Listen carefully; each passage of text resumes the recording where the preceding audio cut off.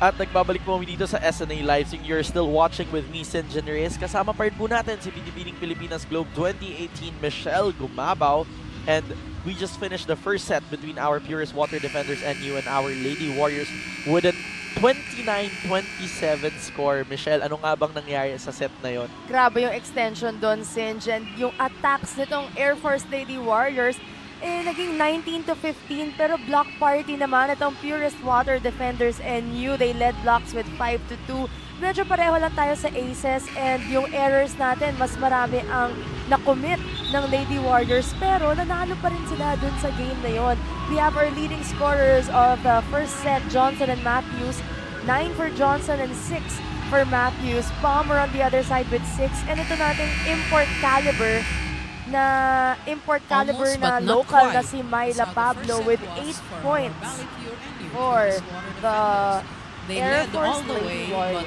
Now let's see kung magtutuloy-tuloy ba yung block party nitong ating Lady Warriors dito sa ating match sa second set ha, or mga uubsan na ba yan ng ating Purest Water Defenders NU as we start from 0 again. And yun nga, may dalang momentum man ang ating Lady Warriors. Titingnan natin kasi mga bata itong mga kalaban nila. Ang daming energy nito sigurado. Daming energy. Nakatulog din yun na maaga kagabi. Pag high school, di ba? Natutulog pa na maaga. Natutulog pa na maaga. May curfew pa. Ika nga natin. First point coming from Janet Panaga dito sa ating second set. Para po dun sa mga kakasama lang po sa amin dito, nakuha po ng ating ng ating Lady Warriors rather ang first set with a 29-27 scorecard. At mamaya po, abangan niyo po mga kapamilya, it will be our Perla Spikers facing the Lady Oragons in the second match. This is your Wednesday doubleheader of the quarterfinals here in the Premier Volleyball League Reinforced Conference. 1 point all para sa ating second set. Belen now on the service line. Nice service there coming from Belen. They go to Love, goes cross court, and that goes wide. Too long for Aerial Love. Service, Belen. Belen still serving. Itong si Micaela Belen, 15 years old pa lang, Michelle, but a lot of exciting future rather na aasahan natin in her volleyball career. Her last game, she scored 9 points, and in the first set, isa rin siya sa mga nagbibigay ng score dito sa Water Defenders. Sumasabay din to sa laro ng mga imports nila. At 15 years old, no? Would you ever dream of that experience when you were 15?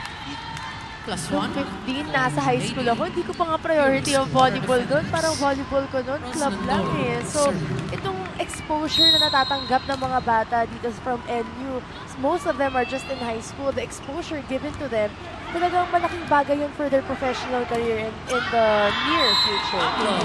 Pero syempre, aabangan muna natin itong mga batang ito sa UAAP. Kasi yung iba dyan, mapapanood na natin coming soon for the NU Lady Bulldog. But we are tied here at 3-all. And we have Aerial Love on the service line. Nice service for Love. They go to a patong play with Janissa Johnson. Well executed play from Cagade there, Michelle. Janissa Johnson also with cut shot. No? Nakita niya yung blockers ng Air Force Lady Warriors. Nakapasok yung kamay. Nagawan pa niya ng paraan. Pero grabe yung execution doon ng kanyang patong play from Cagande. So, let's see. Ito na yung matchup ng dalawa nating centers. Titingnan natin kung kakayanin ba ni Ate Wendy itong si Cagande, who is ranked number 1 coming from our elimination sa setting. Cagande is ranked number 1, pero syempre number 1 sa maturity itong si Ate Wendy. Kaya nga natin siya tinatawag na ate kasi marami na rin siya na-experience sa kanyang volleyball career na maraming maibubunot pa yan all throughout the game. Tsaka may mga veteran moves yan na baka hindi pa nakikita si Cagande. And nakakagulat din pag si Ate Wendy, nakikita mo siya mag-dive, nakikita mo siya mag-block. Kayang-kaya pa rin talaga lahat. Tsaka yung hulog na Wendy Ansemano, yung Melita Corrales, balilikod na hulog niya na hindi mo mapapansin. Ihuhulog na pala, akala mo backset lang eh. Yun yung mga expertise ng isang Wendy Ansemana. Yun yung mga ayaw na ayaw ko talaga kasi minsan sakit na. Kasi sa'yo papunta yun, for sure. But let's go back to our match here. Foreign guest player. 6-4. Dalawa ang abante dito ng Purest Water Defenders NU. And we have Jay Johnson on the service line. Derecho kay Palmer. Semana still chooses Palmer with an off-speed shot but that doesn't cross the net. Doesn't cross. Abante ng 3 puntos sina Jay Johnson dito sa ating second set. Just like the first set, Sinch, nauna ang Water Defenders sa first and second technical timeout, pero naunahan sila ng Air Force Lady Warriors sa 29. 29 ang final score natin, Yep. 29-27. So it's really about the end game. And yan yung pinag-uusapan natin kanina First off time time. Na may mga moments na may maganda kang simula pero hindi mo naman siya matatapos at yun yung mahalaga dito sa volleyball. At yan din yung tinatanong mo kanina na bakit may mga teams na nananalo ng first 2 sets and yet natatalo for the game is because yung end game na ang pinaka-importante. And speaking of endgame, balikan muna natin yung previous matchup nitong ating Air Force Lady Warriors against the Perla Spikers. Kumusta ang pinakita doon in the skill standpoint, Michelle? That was a 3-set game as well. 49 spikes coming from the Perla Spikers. Medyo nakulangan ng Air Force Lady Warriors for that game with only 32. Although ang blocking nila is always consistent, and yung aces nila for that game, this was a 3-set game, but both teams had 10 aces. So nakita natin both teams struggling with their receptions in that game. And ito nga yung game na si Myla Pablo naka 9 points lang, if I'm not mistaken. Kaya malaking bagay na nagpapakita itong si Ate Myla dito sa game natin for today dahil isa talaga siya sa mga inaasahan ng Air Force Lady Warriors. At nakausap ko nga si Coach Jasper kanina tungkol sa matchup na yan. Inamin niya they were outplayed. Maganda daw talaga pinakita ng Perlas.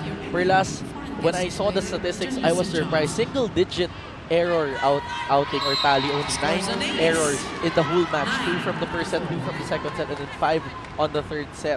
So that's the story of that match. They were outplayed. But let's see if they can outplay the youngins here dito sa ating second set. Dahil nakakuha na sila ng isang set dito, Michelle. It's all about minimizing your errors because the less errors you give, the less points you have to make para makabawi dun sa mga errors mo. Yes, and there, Janissa Johnson again scoring from the back row. Yan yung leaping ability na pinag-uusapan natin kanina. Pushing the Air Force Lady Warriors to a timeout. Ito na naman yung strong start na pinapakita nitong Water Defenders NU na nakita natin din sa first set, no? Yes, and we are now at a 6-point advantage para dito kina Coach Babes Castillo. Kaya sa kabilang panig, itong si Coach Jasper Jimenez tumawag na ng timeout for our Lady Warriors. Momentum ang pinag-uusapan natin kanina and yet hindi natin nakikita yung momentum nitong Lady Warriors na sila naman ang nanalo ng first set. Asan yung gigil? Asan yung Confidence na yung sinasabi confidence. mo. So yan yung hahanapin natin dito sa panig ni Coach Jasper Jimenez. Kung magigising ba itong kanyang komponan. Pero kanina, yung trend nga nung first set, humahabol naman itong ating Lady Warriors. So maybe they'll do this the more mature or gulang way. Tingnan natin. May mga teams talaga, Sinch, kasi na mahilig maghabol. Oo. Diba? Pero it will work both good and bad no? Pag mapagod ka rin kakahabol or kapag consistent naman ang Water Defenders, mahirap din talaga ang maghabol. Yan naman yung gusto ko dito sa volleyball. At least sa volleyball, may humahabol at hinahabol ka talaga, Michelle. Hindi parang sa live no, Sinch. Ay. Nagpapahabol ka, wala naman humahabol. But let's go back to the ball game, Michelle. It's a 5-point advantage. Speaking of habol, sumusubok ng humabol dito ang ating Lady Warriors. Belen trying to score cross-court. That goes long. And the Lady Warriors get a 2-0 run in our second set with Antepuesto on the service line. Good timeout for the Air Force Lady Warriors. 2 points agad para sa kanila. Tough service from Antepuesto targeting Johnson. Belen on the open side. Nakapani Pangs Managa, but that goes out. 11-6. Another point for Belen and Doria comes in.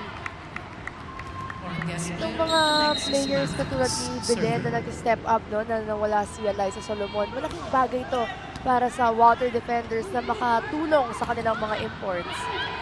At yan naman talaga yung makikita natin, yung tiwala din ni Coach Babes Castillo sa lahat ng players niya. You'd notice he would really scramble the players and change it up sometimes Kasi yung first 6 niya talaga, ang consistent na talaga so far, Kagante, Johnson, and 12 to Matthews. 6. Johnson and Matthews, talagang consistent for both. Talagang consistent para sa water defenders. And Johnson is always their highest scorer. Laging double digits yan. And yung back row nga niya, mas consistent na ngayong second set. At very deadly ang back row ni Johnson because with her elevation, Belen trying to score cross-court, but that goes wide. Michelle, 7 to 12. and we have a 5-point lead para dito sa ating Purest Water defenders, NU. She was under that ball too much. Itong si Belen, gusto talaga niya laging angle cross-court angle. Pero mahirap yan kapag hindi mo na pwestuhan mabuti dahil error talaga ang mangyayari if you're under the ball. It will sail out easily. Yerva was there for the pickup. They go to Belen again on the open side. Ooh! That hit straight to the net. Papasok si Audrey Paran para kay Micaela Belen. Audrey Paran, syempre na mapanood natin to for the NU Lady Bulldogs. 4-point advantage na lamang ang meron ng ating Purest Water defenders NU.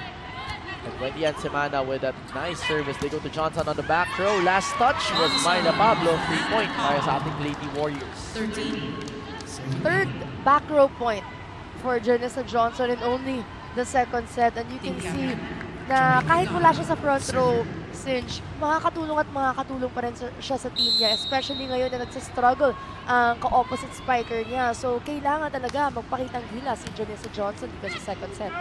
And unsurprising na yan dahil napapanood na natin yan from Jay Johnson since their last match. Baba sa 4 ang hinahabol dito ng ating Lady Warriors. And we have Maddie Palmer on the service line. But there's just a little Foreign guest player, Maddie Palmer. little stop that game. Serving the Lady Kailangan siyempre Warriors. siguro natin safe yung ating mga players dito on court. Palmer with that serve straight to Johnson. It seems like Johnson is the target for our Lady Warriors. Love inangat. Free ball. Rather off-speed shot coming from Mav Palmer. Paran scores off the hands of Airy Love. 14. Paran went for that kill even though the ball was set too low and too fast for her. Kita natin nag-alangan siya doon pero just enough na mapasok yung bola dito sa kamay ni Ariel Love. And using the block sometimes will work to your advantage. Audrey Paran. Ginawa ng paraan. Ika nga natin. Wow! Ang bilis mo nga naman doon since nagawa ng paraan. Pero ito, tingnan natin kung mabilis na maibabalik to ni Joy Mecagande. They go to Faitness pero she is denied by Panaga and Pablo. 10. 14. Here we go again with the Air Force Lady Warriors block party na nakita natin kanina sa first set. Si Panaga naman na nagpapakita ng gilas para sa Lady Warriors dito sa second set nilang block party. Service coming from yung nabanggit na player ng partner ko, Pangs Panaga. Free ball ang bibigay ni Angel Antepuesto. Nierva was there for the pickup. They go on a quick kay Doria. At quick position para dito sa ating Purest Water defenders NU. Balik sa 5 ang abante ng ating NU squad. Just like the first set, mukhang mauuna na naman ang Water Defenders NU sa second technical timeout. But it's all about the end game, sabi nga ni Sinjin kanina, and that's what we want to see from these two teams. Especially dito sa ating Purest Water defenders NU dahil nasabi nga natin parang naubusan ng gasolina sa dulong bahagi. Ayan na, pumahabol na ata ang mga veterano. 3 point ang nakuha dito ng ating Lady Warriors.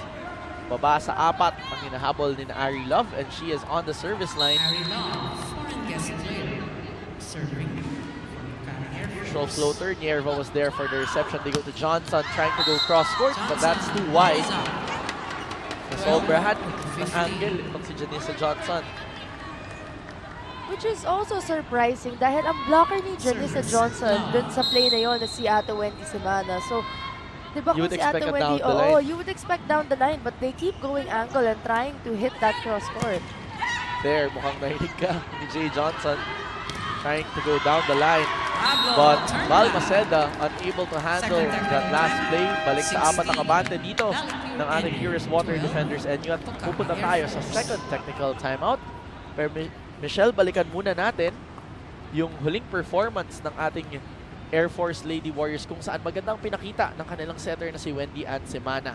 Maturity ang binansagan natin kay Ate Wendy, and yung 13 sets niya doon sa last game niya, karamihan pa doon running sets, Singe, and nagawa niya ng paraan yung mga bad receives, yung mga off-system plays, and yung 6 digs niya ang talagang malaking bagay for her team dahil yung mga setter lagi natin minsan sinasabihan na mahirap dumepensa, or hindi usually yan yung first kukuha na lang priority ng second nila eh. ball kasi, so they won't get the first ball. Iiwasan nila yung first ball, but here you have Ate Wendy at her age and with her veteran skills, nag-give way talagang kukunin na lang yung first ball dahil yun yung naging problema nila in the last match. Oo, and kailangan lang talaga may connection sila between the libero dahil ang libero ang mag-act as the second setter pag si Ate Wendy ang kumukuha ng bola. So it's all about practicing it during training and executing it well dito sa game.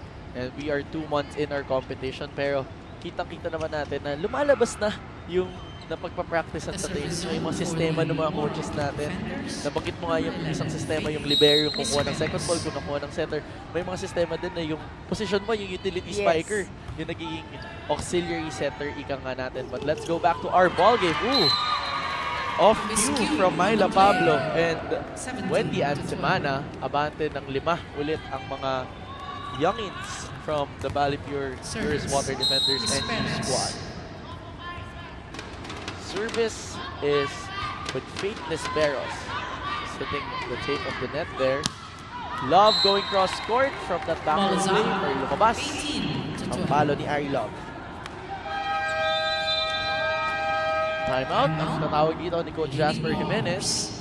Lumobo na ng 6 na puntos ang abandon nila Coach Babes Castillo. Nung first set, Singe, ito yung panahon na humahabol na yung koponan ng Air Force Lady Warriors, pero mukhang palaki ng palaki ang lamang ng Water Defenders dito, and you have to credit that to Kaganda, their setter, dahil maganda yung pag-distribute niya ng bola dito sa front row ng Water Defenders. Nakikita natin lahat ng kanyang spikers talagang gumagana and nagko-contribute for their team. And that will be an exciting point para dito sa panic ng ating Purest Water Defenders and you. Gusto ko lang i-update yung kapamilya natin kanina na stuck sa traffic. Nag-tweet siya ulit. Sakto daw yung dating niya. So umabot siya sa first match dito sa loob ng San Juan Arena. Oh, para sa'yo ang extended first set para daw makaabot ka at masulit ang ticket niyang nabili. So let's see kung ma-enjoy niya tong match na to dahil hindi naman niya sinabi kanina siya kampe. Or baka for volleyball naman to. For the love of the game, yes. Diba? Ang dami natin nanonood sa San Juan Arena na gusto lang talaga ng exciting volleyball game. action for today. But today's lineup is very exciting, especially napaakyat yung laro ng ibang mga teams natin na never natin in-expect, or hindi naman sa never, hindi natin in-expect ng first round na gano'n yung mga lalaroin. Iba talaga ang nagagawa pag nag-gel na yung imports with the locals at magkakakilala na sila lahat sa loob ng court. And I think a clean slate gives a refreshing start para sa lahat ng kapunan. Parang hindi nila naiisip mga talo nila ng first round natin. Let's go back to our ball game. 6 na puntos na lang, Michelle, ang abante dito ng ating Purest Water Defenders and you. And Coach Babes Castillo is reminding his team that they have to finish this strong. We now have the service with Jay Johnson. Tough service there. Semana having trouble with that second ball. Poor reception there on the side of Balbal Maceda. Nahihirapan na, mataas yung first ball. Pero talagang pinapahirapan din naman sila ni Johnson. Since si Johnson all around to block, spike, receive, defense, and now her service is even scoring for the Water Defenders and you. Yung service niya siguro mga 2 inches above the net lang yung pag-travel, ika nga natin. So very tough to guard on the defending side. Balmaceda trying to catch that ball. Pero hindi niya na naabutan. Abante na ng 9 na puntos. Rather, 8 puntos ang ating Purest Water Defenders NU squad. Magandang buno for Coach Babes tong si Audrey Paran, contributing for her team when they need it the most. Matthews with the regalo. Wendy, and with that block, they go to Palmer on the open side. She is denied by Matthews. Palmer on the second try. Inangat dito kay Paran on the open side. Buhay pa po ang bola Antipuesto with a second ball hit. Mukhang beach volleyball yung move na yun. But Janessa Johnson ends the play from the back row. No matter what position Janessa Johnson is, back row, front row, service, blocking, she always makes it a point to score for her team because she knows na siya talaga ang leading scorer at siya talaga ang leader ng kanyang koponan. Go-to player, ika nga natin. But let's go back to our ball game. Palmer finally getting through those blockers with a drop shot. Naabangan yung malalakas na palo ni Palmer pero nakita niya lahat ng defenders ng water defenders nasa linya na eh. So let's see kung anong bawi dito ng ating mga veterano. Cagande trying to score with Matthews. That's off the hands of Panaga. That brings a 9-point advantage for the youngins here. Service is with Alexis Matthews. Nice floater there. Rocket in the match. Quick from Panaga. Sasagot sa kabila. Faith Nisperos with a down-the-line hit. They go to Palmer again. Through the block and down the line was Palmer in that last play. Much more power in that last play. And kailangan na ilabas ng Lady Warriors ang power nila na tinatago pa for the second set. As we see Myla Pablo still sitting down. Dahil palapit na itong water defenders sa napapanalo ang second set. That's off the hands of Panaga on that last play. The other side, they go to Palmer. Sasagot dito para sa NU. I see Janessa Johnson with the help again of the net. She's on fire in that back row attack. Unstoppable. Dito sa second set yung mga back row niya. Perfect timing and hinahanap talaga siya ni Cagande sa bawat play nila. At target na target talaga ni Cagande kung nasaan itong si Jay Johnson. Napakaganda actually nung reaction mo kanina, Michelle, on that last play nung lumilipad itong si Janessa Johnson. Yung surprise mo at yung awe mo in your face. At tagal niya na lumabas sa ere. Yung hang time. Pababa na yung mga blockers, kaya na-off timing yung mga blockers sa kanya dahil ang tagal talaga ng elevation ng hang time niya dun sa back row na yun. At back row kasi talaga yung number one na struggle ko eh. Sasabi ko frustration mo. mo. Frustration ko ang back row eh. Pero you'll get there. You're still very young and we'll still see a lot of back rows for sure dahil si Coach Ty hindi nawawala ang back row hits. Oo nga eh. Nagaya ko lang si Eliza sa back row pero hindi pa rin talaga eh. Mahirap. Kailangan mong balikin yung balikat mo kung gagawin mo si Eliza. Bali. Papaturo kay Ate Wendy ng mga bali, Corita Perales na mga moves. Pero ito, baba na sa 7 puntos. Gawin na natin yung 6 na puntos sa kabante dito ng ating Purest Water Defenders NU.